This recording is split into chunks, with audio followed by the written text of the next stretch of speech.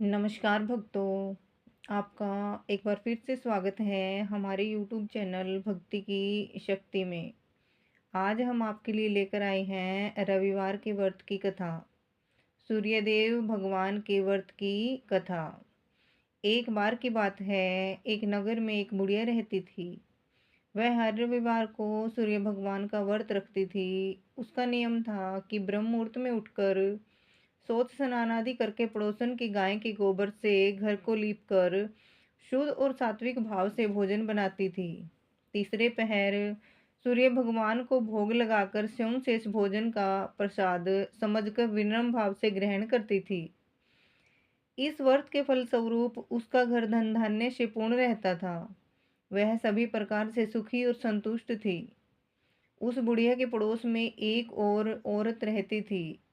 उसे वृद्धा की श्री संपन्नता अच्छी नहीं लगी, इसलिए उसने रविवार के दिन वृद्धा के उठने से पहले अपनी गाय का गोबर उठाकर अंदर रख लिया।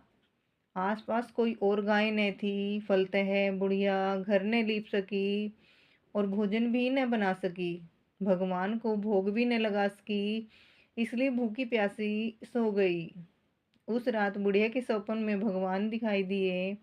अंतर्यामी भगवान ने अनजान बनते हुए वृद्धा से भोग न लगाने और प्रसाद न पाने का रहस्य पूछा। वृद्धा ने बताया कि गाय का गोबर न मिलने से वह ऐसा न कर सकी। तब भगवान ने कहा कि भक्तिन, तुम क्योंकि सच्चे मन से निष्काम भाव से मेरा व्रत रखती हो, इसलिए मैं तुमसे प्रसन्न हूँ।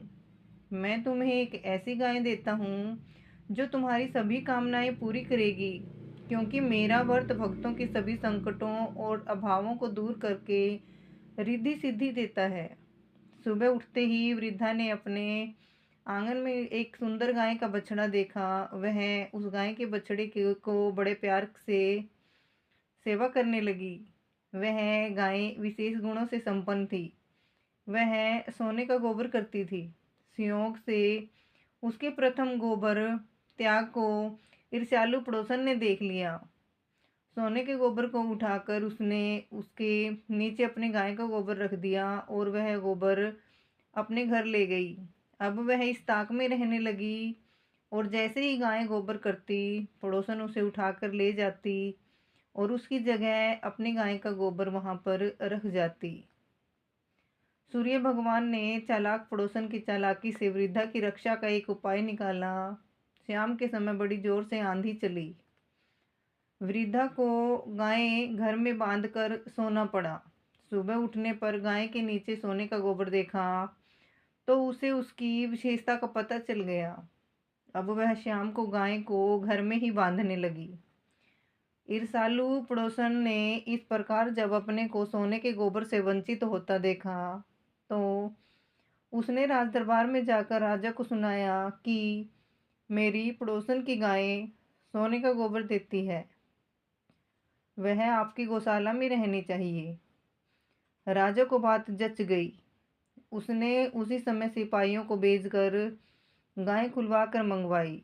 वृद्धा के रोने धोने का राज कर्मचारियों पर कोई असर नहीं हुआ।